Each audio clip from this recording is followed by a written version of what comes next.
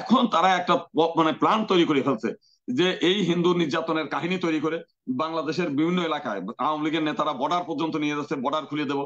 ওইখানে এক নেতা বলে দিচ্ছে 1 কোটি হিন্দু শরণার্থী বাংলাদেশে আসতেছে, ভারতে আসতেছে, তাদের জন্য সব বাড়িঘর খালি করেন, রাস্তা মানে জায়গা খালি করেন, আমরা ঢুকাচ্ছি। এইরকম একটা মিথ্যা প্রভাগান্ডা করে যখন হিন্দুরা দেয় না, তখন এইখানকার আওয়ামী লীগ নেতাদের সঙ্গে তাদের একটা সম্পর্ক, তাদের বলছে হিন্দুদের নিয়ে আসেন বর্ডারে, বর্ডারে নিয়ে যাচ্ছে। সেখান থেকে বর্ডার নিয়ে যাওয়ার পরে তারা ভিডিও টিডিও তৈরি করে যে দুই এক মানে এক একদিন ওইখানে দাঁড় করায় রাখে, এরপরে তারা বিএসএফ বলছে যান চলে যান। এই যে বর্তমানে শেখ হাসিনার যে কি বলে লজ্জাজনক পতন, এই ঘটনা কিন্তু আরো, এটার রেশ কিন্তু অনেক পিছন থেকে। বাংলাদেশের জনগণ গত 2-3 বার তারা কিন্তু কোনো ভোট দিতে পারে নাই, এবং এই দেশের হাজার হাজার মানুষ মানে নেতা তাদেরকে সেই আয়না ঘর গুম খুন করে জেলের মধ্যে ঢুকায় তারা এক নায়কতন্ত্র কায়েম করেছিল, এবং এটার পিছনে সহায়তা করেছিল আমাদের পাশের একটি দেশ। তো তাদের মানে ক্ষমতায় ক্ষমতায়িত হয়ে এরা ধরাকে সরা জ্ঞান করে দেশের জনগণের মূল্যায়ন না করে তারাই একমাত্র, তারই বাপ পিতার দেশ, অন্যরা কেউ কিছু না, এইরকম একটা হম্পি ধম্পি তাদের মধ্যে ছিল।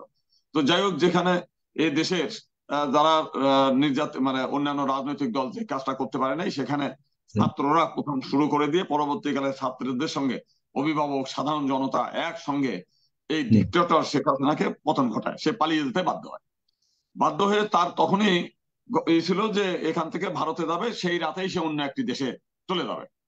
কিন্তু ঘটনাক্রমে দেখা গেল যে তার পরপরই যখন আমেরিকা তার ভিসা ক্যান্সেল করে দিয়ে গেল, সে মনে করছিল যে এইবার ব্রিটেনে যাবে, ব্রিটেনে তার বোনের মেয়ে সেখানকার এমপি এবং মন্ত্রী, বর্তমান সরকারের এমপি। তো সেখানেও ব্রিটেন সরকার তাকে নিতে অস্বীকার করলো, এরপর বেলজিয়াম অস্বীকার করলো, এরপর ইউরোপিয়ান ইউনিয়ন তো আগেই না করে দিয়েছে। পৃথিবীর কোনো দেশ নাই শেষ পর্যন্ত সৌদি আরব, সৌদি আরব নিতে অস্বীকার করলে এখন ভারত দেখলো যে একে নিয়ে আমরা কোন ঝামেলায় মানে পড়লাম, এখন একে আমরা কেন রাখবো। তো এইরকম একটা পরিস্থিতিতে এখন যে জিনিসটা মানে শুরু হলো সেটা হচ্ছে যে শেখ হাসিনাকে কিভাবে আবার বাংলাদেশে পুশব্যাক করা যায়, এইটার একটা ইস্যু তৈরি করার জন্য আপনি যদি আপনার এর আগে তো আমি বহুবার আপনার এখানে এসেছি, কুমিল্লার যে ঘটনা কিছুদিন আগে, কুমিল্লার ঘটনার এমন একটা মন্দির ছিল না কুমিল্লা শহরে যে মন্দির ভেঙে চুরিয়ে গুড়িয়ে দেওয়া হয়নি। প্রতিটি হিন্দু বাড়িতে হামলা হয়েছে, মন্দিরগুলো তছনছ করে দিয়েছে। সেখান থেকে চাঁদপুর, চাঁদপুর থেকে একেবারে চৌমোহনী পর্যন্ত, চৌমোহনীতে বিশাল বিশাল বড় বড় মন্দির, সেই মন্দিরগুলো একেবারে মানে করে ফেলছে, ধুলায় মিশিয়ে দিচ্ছে, সেই রকমের মন্দিরগুলো পুড়িয়ে দিয়েছে। তো সেই রকম ঘটনার যে ঘটছে, এর আগে নাসিরনগরের ঘটনা, গ্রামকে গ্রাম জ্বালায় দিয়েছে, এর আগে অভয়নগরে গ্রামকে গ্রাম জ্বালায় দিয়েছে, এর আগে সেই চট্টগ্রামের চকরিয়ায় মানে একসঙ্গে 12টা মন্দির 50টা হিন্দু বাড়ি পুড়িয়ে দিয়েছে। সেই ঘটনার তুলনায় এইটা কিন্তু কিছুই না।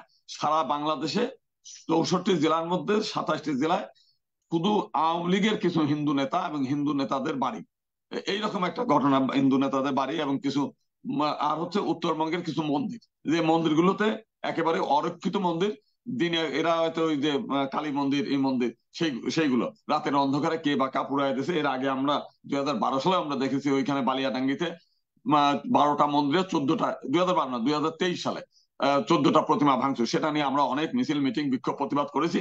এরপরে দেখা গেল যে ওখানকার এমপি দবির উদ্দিন সাহেব, সেই দবির উদ্দিন সাহেবের লোকজন মিলে ওইটা ভেঙে প্রতিপক্ষকে ঘায়ল করতে চেয়েছে, দবির উদ্দিন আওয়ামী লীগের লোক। এবং এই যে কুমিল্লার ঘটনায় সেটা বাহার সাহেবের নেতৃত্ব হয়েছে। এরপরে বিভিন্ন এলাকায় যেখানে প্রত্যেকটি ঘটনায় আমাদের দেখছি সেই রংপুরের যে পীরগঞ্জ 2টা গ্রাম একেবারে জ্বালায় গেছে, সেইখানে এক হাতে নাতে ধরা পড়ছে যুবলীগের নেতা। তো প্রতিটি ঘটনার পিছনে আমরা দেখেছি আওয়ামী লীগ। এবং এর আগের যদি আমরা একটু আগে যাই, 2001 সালে যখন বিএনপি ক্ষমতা আসে, তখন ভোলা থেকে আরম্ভ করে সারা বাংলাদেশে বিশেষ করে দক্ষিণাঞ্চলে ব্যাপকভাবে হিন্দুদের উপর হামলা হয়। সেইটা নিয়ে মুনতাসির মামুন, শাহরিয়ার কবির ভলিউম ভলিউম বই, সেটা নিয়ে সেই বিভিন্ন ডকুমেন্টারি তৈরি করে বিশ্বব্যাপী প্রচার করে এমন একটা বোঝাইলো যে আওয়ামী লীগ ছাড়া হিন্দুদের আর কোনো উপায় নেই, আর কোনো জায়গা নেই। শেষ পর্যন্ত সেইটা নিয়ে আমরা বিএনপি জামাতের কাছে সেই সময় বিচার চাইলাম, তারাও বিচার করলো না। পরবর্তীকালে আওয়ামী লীগ ক্ষমতায় আসলে 2006 সালে তাদের কাছে বিচার চাইলাম, সেটাও বিচার করলো না। পরবর্তীকালে হাইকোর্টে একটি রিট হয়, সেই রিটের ফলে হাইকোর্ট এই আমাদের যে বর্তমান রাষ্ট্রপতি শাহাবুদ্দিন সাহেব, তাকে কমিশন করে, তাকে প্রধান করে আরো 2জনকে দিয়ে কমিশন করে একটা কমিশন গঠন করলে তারা 25,000 অভিযোগ পায়। 25,000-এর মধ্যে সম্ভবত যেটা সেটা হচ্ছে যে যার মধ্যে আওয়ামী লীগের নেতা কর্মী সরাসরি জড়িত, সেগুলো বাদ দিয়ে আপনার 5,000 তারা রিপোর্ট পেশ করে। সেই 5,000 রিপোর্ট কোর্টে জমা হয়, সেগুলো গেজেট হয়। এবং কোর্ট বলছিল সেগুলোর বিচার করতে। এরপরেও আওয়ামী লীগ সরকার সেগুলোর বিচার করেনি। তার মানে পরবর্তীকালে আমরা ভোলায় যখন আমাদের সংগঠন হলো, তাদেরকে আমি জিজ্ঞেস করলাম, তারা বলে আরে টোটাল ঘটনা তো তোফায়েল আহমেদের নেতৃত্বে এগুলো হয়েছে। পরবর্তীকালে তার সঙ্গে বিএনপি জামাত জড়িত হয়ে গেছে হইচইর ফলে। তার মানে প্রত্যেকটি ঘটনা এই আওয়ামী লীগ নিজে ঘটায়, এই দেশের মাইনরিটিদের ঘাড়ের পর চেপে তাদের রক্ত নিয়ে তাদের মন্দিরের আগুন জ্বালায় তার ক্ষমতার এই চেয়ারটাকে শক্ত করতে চাইছে। এবারও তাই।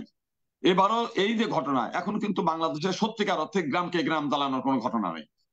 আপনি খোঁজ নেন বাংলাদেশের 64 জেলায় ওই দু এক জেলায় একটা আওয়ামী লীগের নেতা, সে ওই সময় সবার, যেমন আমাদের একটা ঘটনা হারাধন রায়, রংপুরের সিটি কর্পোরেশনের একজন ওই আর কি কাউন্সিলর, আর হচ্ছে সে আওয়ামী লীগের থানা সভাপতি, আর হচ্ছে পূজা উদ্যাপন পরিষদের রংপুর হলো মানে রংপুরে হচ্ছে বিভাগ, সরি ওখানকার হচ্ছে মহানগরের হলো সভাপতি।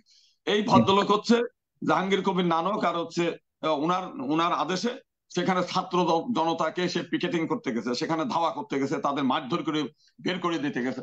এরপরে তার হামলায় সে নিহত হয়েছে। এবং ওই দিনে শুধু উনি নিহত হয়েছে তা না, ওই দিনে আমাদের এই নরসিংদীতে আওয়ামী লীগের প্রায় পদস্থ মানে মানে কর্মী না, তাদের প্রায় 7 জনকে পিটিয়ে হত্যা করছে। প্রায় ওই দিনের ঘটনায় আওয়ামী লীগের প্রায় 50 না 55 জন আওয়ামী লীগের নেতা মারা গেছে, তার মধ্যে হিন্দু একজন। কিন্তু ভারতীয় যে সমস্ত মিডিয়া সেখানে দেখা গেল বলতেছে যে তাকে একেবারে সেই মন্দিরের মধ্যে পিটিয়ে হত্যা করছে। গতকাল অবশ্য ওখানকার পূজা উদ্যাপন পরিষদ একটা সংবাদ সম্মেলন করে বলছে না, হারাধন আমাদের নেতা, সে আসলে ওই মন্দিরে হামলা হয়ে মারা যায় নাই, মন্দির রক্ষা করতে মারা যায় নাই, সে মূলত হচ্ছে ওই মানে তারা ব্যাখ্যা করে নাই যে কিভাবে মারা গেছে, কিন্তু আমরা জানি এই মানে শেখ হাসিনা পতনের 2 দিন আগের ঘটনা। তো এই হলো বিষয়টা। আমরা কি দেখলাম আমাদের সাতক্ষীরায় ওখানে বিপুল ঘোষ নামে এক ভদ্রলোকের একটা জমি ছিল, একটু ঝামেলা ছিল।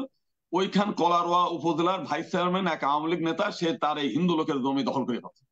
দখল করে ওইখানে একটা রেস্টুরেন্ট আর হচ্ছে হচ্ছে রিসোর্ট তৈরি করছে, এবং চাইনিজদের বিল্ডিং এর মতো করে।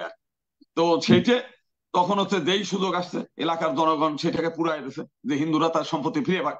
এইরকম একটা অবস্থার ফলে সেইটা যখন ভিডিও করছে দেখতে একটা মন্দির মন্দির মতো দেখা যায়। এই ছবিটা দিয়ে ভারতীয় মিডিয়ায় বলছে যে দাও দাও করে হিন্দু মন্দির জ্বলছে এইভাবে। তারপরে ওইখানে মাশরাফির বাড়িতে আগুন ধরা যাচ্ছে, সেই মাশরাফির বাড়ির আগুন মানে ছবিটা নিয়ে বলছে লিটন দাসের বাড়ি আগুন আগুন ধরে পোড়ায় যাচ্ছে। ভিডিও মানে এগুলো ভিডিও প্রচার করছে। আমাদের এখানে সিরাজগঞ্জের এনায়েতপুরে একটা পুলিশের থানায় হামলা হয়েছে, সেই হামলা হওয়ার পরে সেখানে 13 জন পুলিশ সদস্য নিহত হয়েছে, তার মধ্যে একজন ছিল হিন্দু পুলিশ। অথচ ভারতীয় মিডিয়া কোনোটাই বলছে 9 জন পুলিশ, মানে 13 জনের মধ্যে 9 জন পুলিশ নিহত হয়েছে, বেছে বেছে শুধু হিন্দু পুলিশদের নিহত করা মানে খুন করা হচ্ছে। আবার কিছু মিডিয়ায় বলছে 13 জনই হিন্দু পুলিশ। তো এইভাবে নানা ভাবে আবার কিছু ভিডিও আপনি দেখবেন, আপনারা যদি এই ভিডিওগুলো অ্যানালাইসিস করেন দেখবেন যে কিছু, যেমন আমাদের অনেক ঘটনাই যেগুলো প্রকৃতপক্ষে যে হামলা তা না, ঘরের মধ্যে বসে তারা ইউটিউবার ভিডিও তৈরি করতেছে, একটা কান্না কাটি হই হুল্লা করে পরে সেইটা ভিউ বাড়ে বেশি, এই কাজগুলো করছে ইদানিং কালে তো এই চলে। তো এই রকম বিষয়গুলো তারা ব্যাপকভাবে প্রচার করে সেইটাকে ই করছে। আপনি দেখেন এর প্রায় তো অনেক বড় বড় হামলা হয়েছে অতীতে, কোনোদিন আমরা ভারতীয় মিডিয়াকে আমাদের দেখি নাই যে আমাদের পক্ষে কথা বলতে এবং আমাদের নিয়ে কোনোদিন ই করেনি। কিন্তু এইবার যে এইবার কারণের পিছনে লাস্ট একটু বলি যে যখনই শেখ হাসিনাকে পৃথিবীর কোনো দেশ নেবে না, সেই অবস্থায় কিন্তু জয় কিন্তু বলছিল যে আমার মা রাজনীতি করবে না এবং বাংলাদেশে আর ফিরে যাবে না। অথচ 2 দিন পরেই পোল্টি দিয়ে বললো যে আমার মা বাংলাদেশে ফিরে যাবেন এবং নেতা কর্মীদের রক্ষা করবেন। কালকে এসে বলতেছে আমার মা এখনো প্রধানমন্ত্রী আছে, অতএব মানে এবং একটা মিডিয়ায় বলছে যে আমার মা না থাকলে হিন্দু একটাও থাকবে না, সব মারা যাবে, সেই হিন্দুদের রক্ষা করার জন্য আমার মা যেতে হবে। এখন যেটা করতেছে আমরা গত কালকে থেকে যেটা জানলাম যে আওয়ামী লীগের ওই ওদেরই নির্দেশে, ওদেরই চিন্তা ভাবনায়, ওদেরই পরিকল্পনায় তারা তাদের অর্থে তারা আওয়ামী লীগ, যুবলীগ, ছাত্রলীগ এই সমস্ত রাজনৈতিক নেতা এবং একই সঙ্গে ঐক্য পরিষদের ভূমিকাটা তো আপনারা জানেন, একটা প্রথম আলোয় নিউজও আছে, তারা এই ছাত্র আন্দোলনকে বলছে নব্য রাজাকারের আন্দোলন। এদের যেন সরকারি চাকরি থেকে আরম্ভ করে মানে কোনো যেন চাকরি না পায়, সেনা পুলিশে চাকরি না পায় এবং তাদেরকে রাষ্ট্রদ্রোহী হিসেবে দ্রুত বিচারে মামলা করতে হবে। তো এইরকম একটা ঘটনায় মানে বাংলাদেশের তো জনসাধারণ তারা খেপেছিল, সেই খেপার যে একটা বহিঃপ্রকাশ ছিল যে তার বাংলাদেশের হিন্দুদের মেরে ধ্বংস করে দেবে, আমরা সেই চিন্তা ছিলাম। কিন্তু দেখা গেল যে না, বিএনপি এবং জামাতের ভূমিকার কারণে আমরা তেমন কোনো ঘটনা দেখলাম না, বাংলাদেশের কোনো জেলায় কোনো গ্রামে দাও দাও করে জ্বলে নেই। এখন তারা একটা মানে প্ল্যান তৈরি করে ফেলছে যে এই হিন্দু নির্যাতনের কাহিনী তৈরি করে বাংলাদেশের বিভিন্ন এলাকায় আওয়ামী লীগের নেতারা বর্ডার পর্যন্ত নিয়ে যাচ্ছে, বর্ডার খুলে দেবো। ওইখানে এক নেতা বলে দিচ্ছে 1 কোটি হিন্দু শরণার্থী বাংলাদেশে আসতেছে, ভারতে আসতেছে, তাদের জন্য সব বাড়িঘর খালি করেন, রাস্তা জায়গা খালি করেন, আমরা ঢুকাচ্ছি।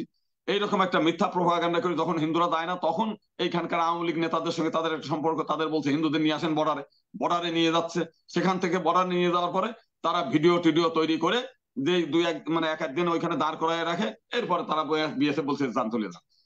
আমার কাছে আজ সকালে এক নেতা ফোন দিয়েছে, আমি বললাম আচ্ছা আপনারা যে এদেরকে ডাকিয়ে নিয়ে একটা ভিডিও করালেন, অন্তত 200-400 বোতল তো জলও দিতে পারতেন, যে ভাই আপনারা একটা আপনাদের প্রতি কৃতজ্ঞ, আপনারা আমাদের এখানে আসছেন, আমরা কিছু ভিডিও টিডিও তৈরি করছি, এখন একটু আমাদের সুবিধা নেবো, ওখানে আমরা তৃণমূলের বিরুদ্ধে আন্দোলন করার একটা ভিডিও তৈরি হলো, আমরা এই সুযোগগুলো নেবো।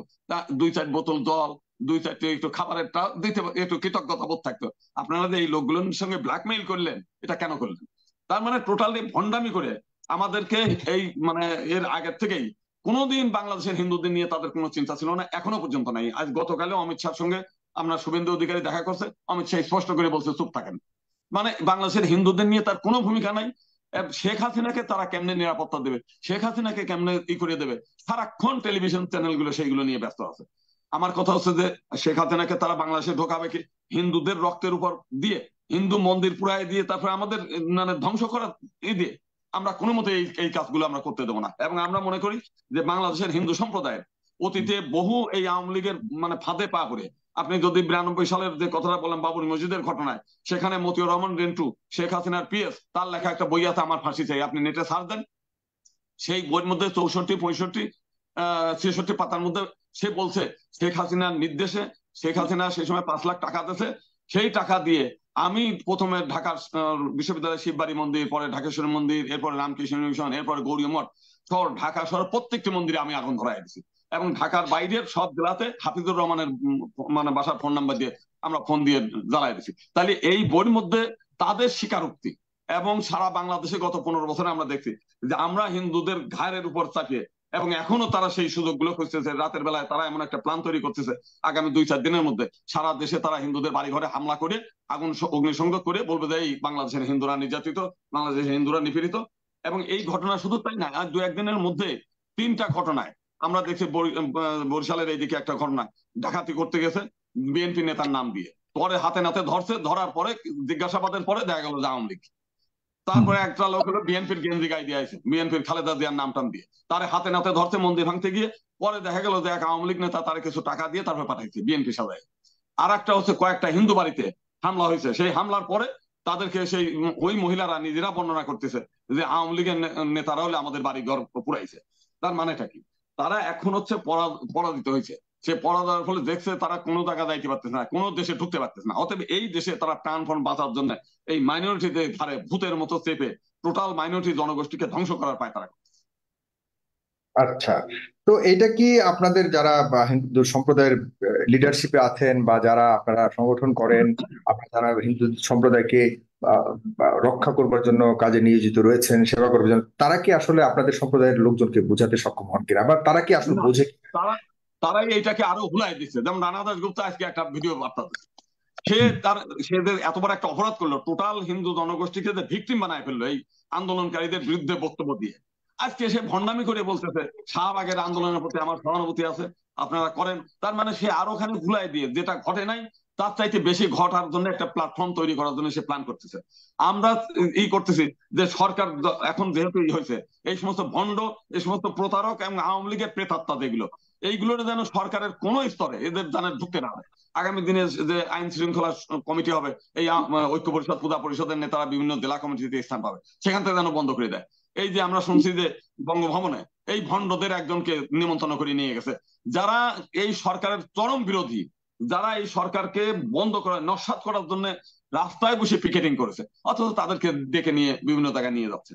আমি আশ্চর্য হয়ে যাচ্ছি সর্বক্ষেত্রে, এদেরকে কেন নেয়? এরা কি চেনে না, জানে না? দেখতেছে প্রতিদিন যে এগুলো শেখ হাসিনার প্রেতাত্মা। এবং যদি একটা নৈতিক সমর্থন ছিল কোনো অসুবিধা ছিল না, অনৈতিক ভাবে শুধু নিজেদের ব্যক্তিগত সুবিধা আদায় করার জন্য হিন্দুদের কোনো কমিউনিটি তারা নেই, তারা শুধু ব্যক্তিগতভাবে টাকা নিয়েছে। এই যে তাদের টাকা একটা অফিস কিনছে, প্রতি মাসে মাসে সেখান থেকে টাকা পাইতো, সেই টাকায় মিছিল মিটিং করছে, এবং এখনো তাদের টাকায় তারাই দেশের মধ্যে একটা অস্বস্তিকর পরিস্থিতি এবং নৈরাজ্যকর পরিস্থিতি তৈরি করার চেষ্টা করতেছে, এবং প্রত্যক্ষ ভাবে তাহলে তাদেরকে যদি মানে আমাদের এখন আইন শৃঙ্খলা বাহিনী যদি তাদেরকে না ধরে, আমার তো উচিত হচ্ছে, আমার মতে যে তাদের ধরা উচিত এবং স্পষ্ট করে বলা উচিত বাংলাদেশের কোন কোন জেলায় কোন কোন বাড়িতে হামলা হয়েছে তার তালিকা দেন, আমরা ব্যবস্থা নিচ্ছি, আপনারা এই নৈরাজ্যকর পরিস্থিতি বন্ধ করেন। সারা বাংলাদেশের যতগুলো ঘটনা ঘটে সব মিলেও তো এক নাসিরনগরের ঘটনা সমান না।